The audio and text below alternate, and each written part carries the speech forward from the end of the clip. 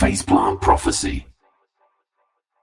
Alright guys, so I'm going to give you some tips today on how to make your sub bass sound less flat, and we're going to be using phase plant. And here's a cheeky little sub bass loop with some drums.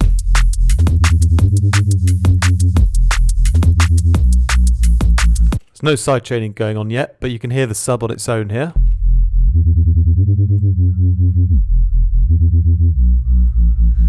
And this one is a preset from my latest phase plant pack Prophecy, and thanks to everyone who grabbed a copy already. And yes, so how to make a sub bass less flat, more interesting. You know, I think that a lot of the time when you're using a sub bass, it makes sense to make it have, you know, its own character, and you know, it makes sense to make the sub bass feel like its own instrument, you know, rather than just like a flat sine wave. Sometimes a flat sine wave is needed just to, you know, beef something up that's lacking a sine wave underneath, like one of your other basses, for example, you know, and sometimes you can get away with just a pure sine wave. But often in drum and bass, you want to be adding character to your sub basses, so you want to be designing your own sub basses and putting little bits of interest into them, you know, and it doesn't have to be like a lot, you don't have to go overboard, but you can do a few things always to make it have a little bit more of a vibe to it, you know. So let's start off with this sound design patch then.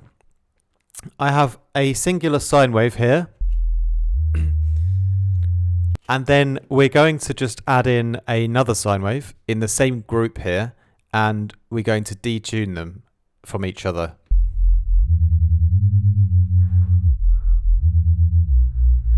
So how I've done it is I've had the first one on minus 24.19 and the second one on minus 22.72. So yeah, they're like, I don't know, a couple of semitones apart, something like that. You can figure it out. But what I've done is on the first one, there's actually a little bit of movement on an LFO, which changes the pitch. So basically, if I were just to hold down one singular note here, can you kind of hear how it goes from slower and it gets faster?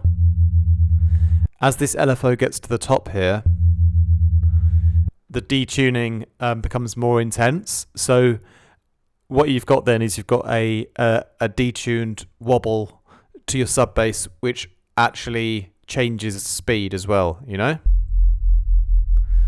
So that's already one thing to give it interest. It's got this this speedy wobble on the sub, but it actually also changes, you know, as you hold the note down.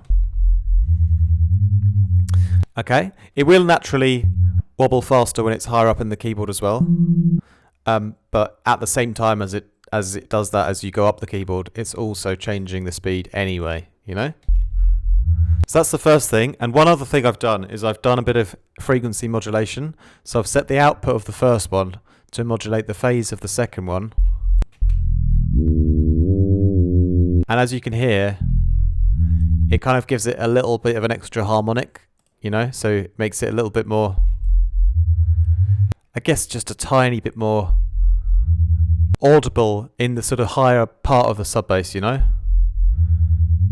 Like this sort of shoulder part here, you know, a little bit higher up from the sub bass, you're getting a little bit more content in that area from doing that as well, you know. So, you know, I mean, if I just show you, if I turned it up again, you have then more of the harmonics, you know. So you can use it a bit more if you want, you know, even more of a that kind of character of sub bass, you know.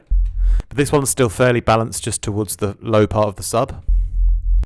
So then next, this will also add in some more harmonics when you distort everything, you know. So the shaper table is great, I love it, and there's a setting here called the pair FM 3 to 1, and there's a little bit of movement on the drive, so it kind of the distortion, you kind of get a little bit more of it as the LFO comes up, and then you also get a little bit of a change in the character of the distortion by modulating the phase and the bias. They just change the shape very slightly. And so you can get some great sounds, you know, just putting a sine wave through distortion, and you can get some more mid-bass kind of sounds, you know. But at this sort of first position here, it's a similar to a sine wave shape. So it doesn't really turn it into a mid bass, you know, when it's down here. But what it does do is it beefs everything up, makes everything a bit louder and more powerful and warmer as well. You know, the mix is set here to 66%. And yeah, so as that's happening, you've basically powered up the sub bass a bit more and added a bit of character as well, you know? So next, this is where I actually start to add some stereo effects, and you might think that that's like not clean or counterintuitive, but when you put some stereo into your sub, you're giving it more character, and you got to remember that I'm doing a kind of sub bass that has higher harmonics as well, you know? So it's these higher parts of the sub bass here that are going to be in stereo. All right, I've set some EQs up to take out the stereo in the low end, below sort of 60 hertz and below 80 hertz, just with a mid-side EQ. So all of the stereo that I'm applying in the patch here, you know, you just clean it up afterwards. You could even use mid-side EQing in FacePlant to do that, but I just like the Logic EQs for that, you know, or the FabFilter EQs, for example, if you're not on Logic. So anyway, the flanger though, it fattens up the sound, it adds stereo and adds warmth, and you could leave the mix up high and try and dial in all of your settings perfectly, but it's quite a subtle one, but it does just add a bit of extra width to the sound, especially with the spread being turned up here. Okay, and then you've got the comb filter, which also adds extra stereo width as well here. So you hear it starts to sort of distort when we use it too much. So again, you've got to be careful. And I've set the mix down to about 25%. And the comb filter frequency also moves on the LFO within a tight range around 150, and then it goes up to 12%. You can see how much it's moving here. And again, it's very, very subtle, but it's actually adding a bit more character and width to the sub bass again. So, you know, all of these three plugins so far have kept it sounding like a sub, but they've added like subtle bits of character each time, you know. Then we've got a bit of a high shelf boost. These subtle like bits of distortion and subtle changes in the sound have added like a tiny bit of high-end sort of content into the sub. You can almost hear like a little bit of a noise in there, you know, and I've just sort of exaggerated all of that air in the sound, you know. So giving the sub bass more air, so it's actually got, it's difficult to see on span because it's not really enough. If I turn it all the way up, it's still really, really low, but basically it's not like you've got completely nothing in the high end. There is actually some stuff going on here, just very, very low down, but it kind of makes the whole sub bass feel a bit fuller still, you know, because we're designing it as sort of its own instrument, so we're sort of adding these extra harmonics and frequencies, you know. The main focus is obviously still the low part of the sub, you know, but it's just a subtle bit of mid-range and a subtle bit of high-end, you know. So then I've got a compressor on. This is quite useful for keeping the sub at a similar volume, especially when the notes are changing. You know, in this MIDI pattern I've got in here, obviously, as you can see, I have like a whole octave jump and everything, you know. So especially when you're doing like octave jumps in like a sound like this, the higher pitched notes are going to get louder. So just a gentle compressor with the attack on 0 and the peak mode on will just sort of level out the volumes of the sub, so it's quite similar throughout the whole bass line. All right, and then there's a few more things that add a bit more character, and now it's reverb, which is actually, again, you might think it's a bit crazy, but I've actually put this on a macro, so you can actually just, reverb the sub if you want to, and that can be useful in like intros and things when you're trying to create an atmosphere and a soundscape to reverb the sub. You can do that, when you're designing atmospheres and things. So that's why that's on there. It's the white blur, 200 milliseconds. Then I have also some noise, and this one is, again, you can control this.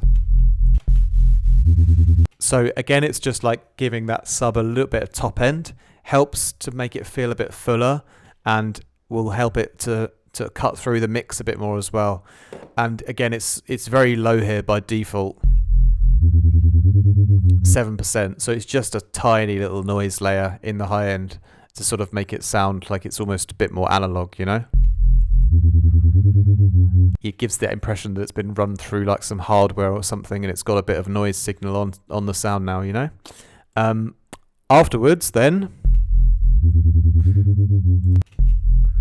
over here, we have a very subtle notch filter.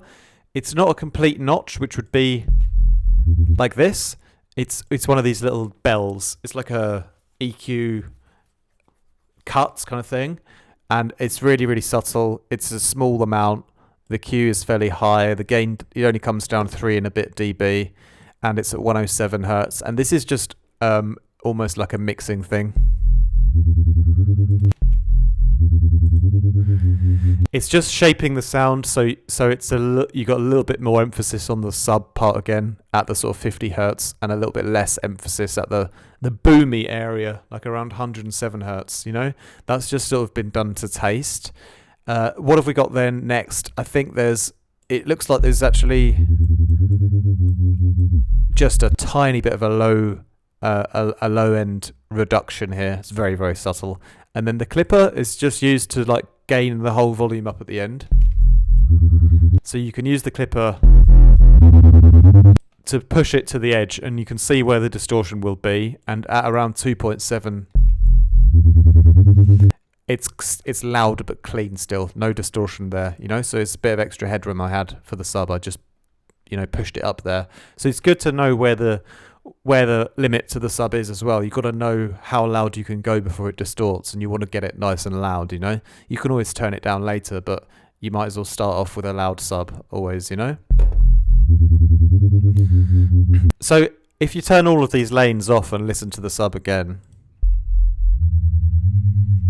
it's just that pure low end with the movement from the detuning and a little bit of the harmonics from the frequency modulation between the two sine waves. But there's no real character on it at all. Once we put all of our effects back on here, we've made it a lot thicker as well by having these distortions and the stereo effects and colouring the sub a bit. You've given it more power, and you made it sound like warmer and thicker as well, and a little bit noisy, tiny little bit noisy. But that's really, really important, because then, although it's still like a simple sub bass, it's got like a bit of an edge and a bit of character to it now, and that's much more interesting if you're just going to use it like that as it is in a track, like just a sub bass vibe, which is cool in DNB, of course. But now you've got a sub bass vibe with an actual bit of character on it, So you don't have to do it exactly in this order, of course. Every time I design a sub bass patch, it's different, and you can do the same yourself. The key is just to be careful you don't over stereo it, don't over distort it so you destroy the low end.